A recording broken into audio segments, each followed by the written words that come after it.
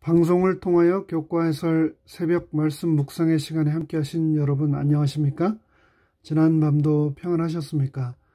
어느덧 2022년의 마지막 제4기를 맞이하였고 이제 올해도 몇 주 남지 않게 되었습니다. 계절도 완연한 가을이라 아침 저녁으로 꽤 쌀쌀하지요. 언론과 각종 보건기구에서는 다가오는 가을과 겨울에 독감과 특별히 코비드 변이가 기승을 부릴 것이라는 전망을 내놓고 있습니다. 아무쪼록 건강하시고 평안하시기를 기도드립니다. 말씀 묵상에 앞서 다 함께 잠시 머리 숙여 기도하겠습니다.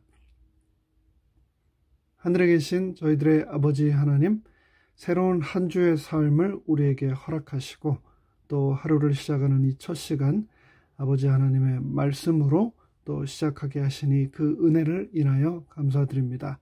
이 세상 살아가면서 저희가 정말 아는 것이 없지만 그럼에도 불구하고 우리가 반드시 알아야 할 인간의 본질에 관하여 이번 한 주 동안 하나님의 말씀을 펼치고 성령님의 임재하심을 초대하겠습니다. 이 시간 우리 마음속에 친히 말씀하여 주시고 생명이신 그 말씀과 오늘 하루도 동행하도록 축복하여 주시옵기를 예수 그리스도의 이름으로 간절히 기원합니다. 아멘.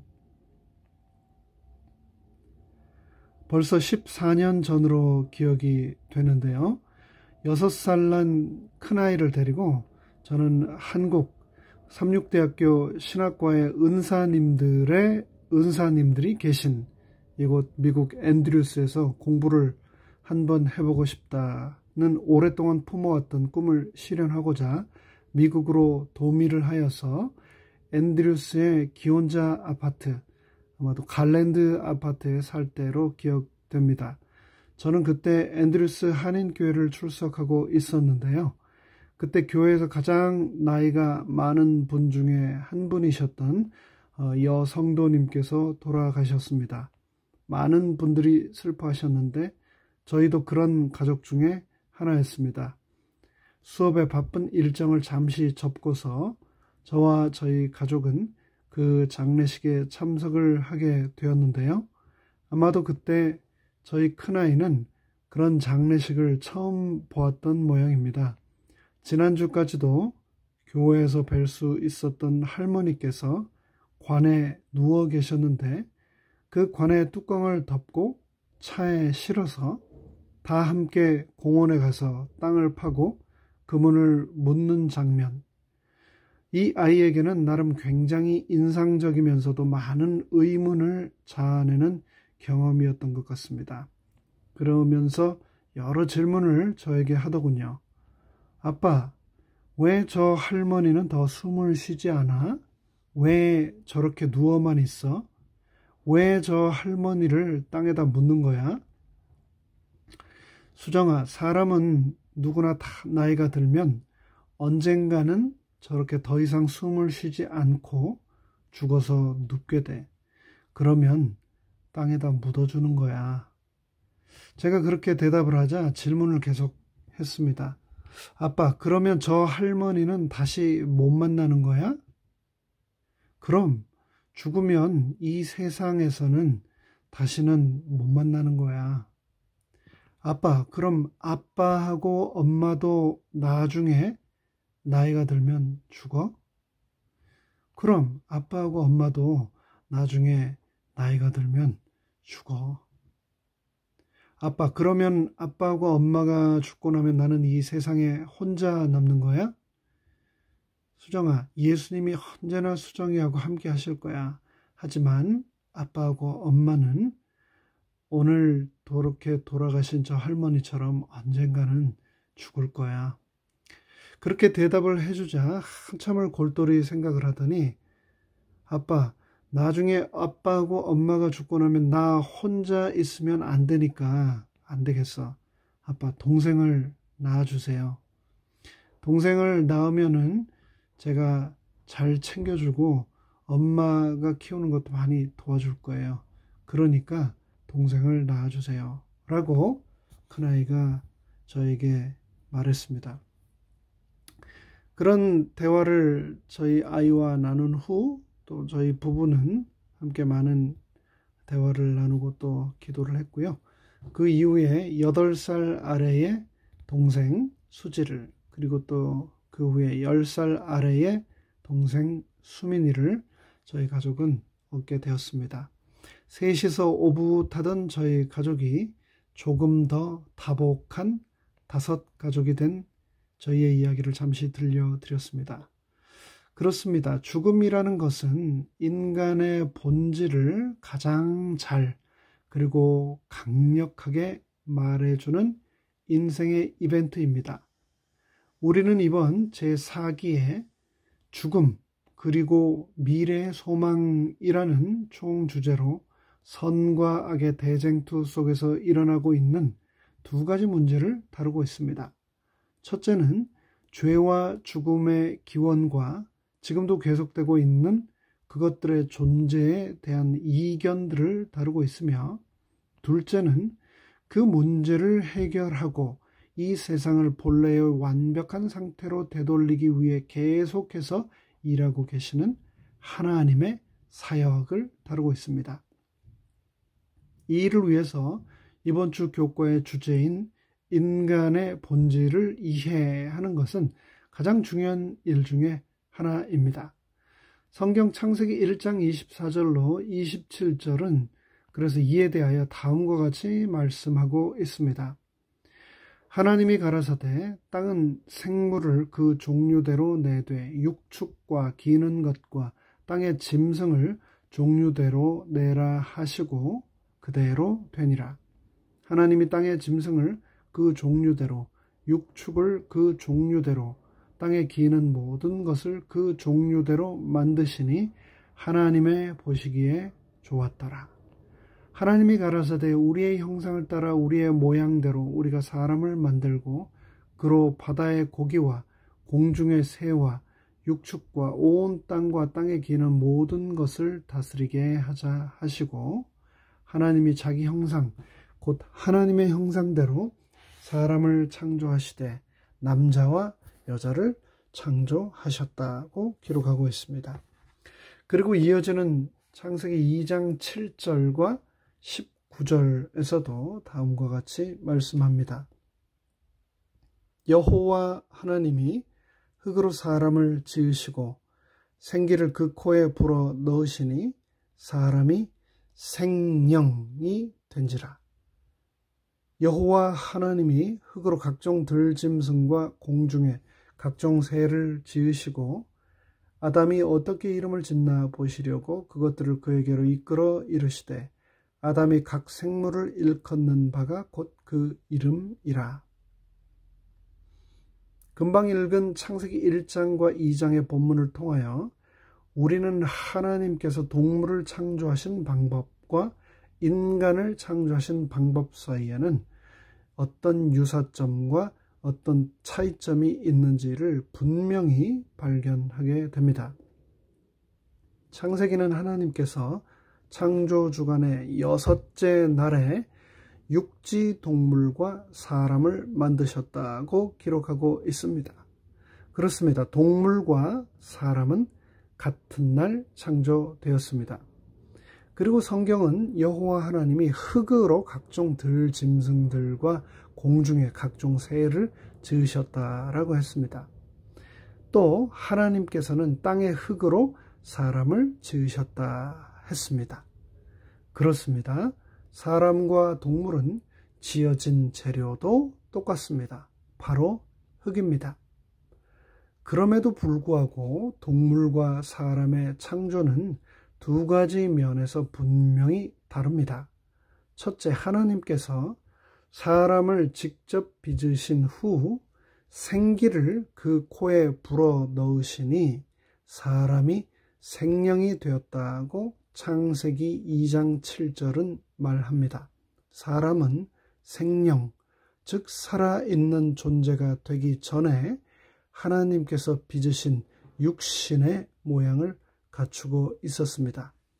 그리고 둘째, 하나님께서는 그분의 형상과 모양대로 사람을 창조하셨다고 1장 26절과 27절은 말하고 있습니다. 창세기 2장에 등장하는 인간 창조의 과정을 통하여 우리는 몸과 분리되어 존재하는 영혼은 존재할 수 없다는 것을 분명히 확인하게 됩니다. 그렇습니다. 흙은 생기를 만나야만 생명이 될 수 있습니다. 흙이나 생기가 분리되면 결코 생명, living soul, 사람이 존재할 수 없습니다. 그런데 태초에 시작된 죽어도 결코 죽지 않는다던 사탄의 거짓말이 너무나도 명백히 성경과 위배됨에도 불구하고 인류 역사 이래로 이 이교적 개념은 끊임없이 인간의 역사 속으로 집요하게 파고들어 오고 있습니다. 그래서 너무나 아이러니하게도 너무나 명백하게 설명되어 있는 죽음에 대한 개념을 심지어 오늘날의 대부분의 기독교인들조차도 혼돈스러워하고 잘못 이해하고 있는 것은 실로 놀라운 일이 아닐 수 없습니다. 여러분 옛날 학교 다닐 때 생물 과목 공부했던 것 기억나십니까? 그때 수업 시간에 선생님께서 생명에 대하여 뭐라고 정의하시던가요? 오늘날의 과학자들은 생명이란 조직체를 가지고 있고 신진대사를 하며 항상성을 가지고 스스로를 유지해 나가며 계속해서 성장하고 재생산할 뿐 아니라 끊임없이 진화해 나가는 존재를 생명이라고 정의합니다. 그런데 그것 가지고 생명에 대하여 온전히 다 설명했다고 우리는 결코 받아들일 수 없습니다. 오늘날의 과학은 생명의 본질 자체는 여전히 신비일 뿐 아니라 아직도 살아있다는 말의 정의를 어떻게 내려야 할지도 모르는 우리는 그런 유한한 존재입니다. 제가 지금 살고 있는 이곳 뉴욕은 별명이 참 많기로 유명한 도시 중에 하나입니다. 그 중에서도 가장 유명한 별명 중에 하나는 바로 빅 애플인데요.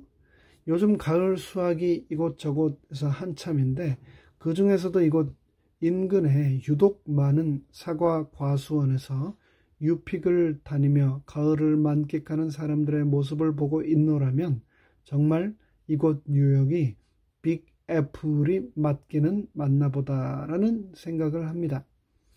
그리고 그와 함께 이곳 뉴욕은 멜팅 팟, 한국말로 용광로 혹은 도가니라고 하기도 하고요.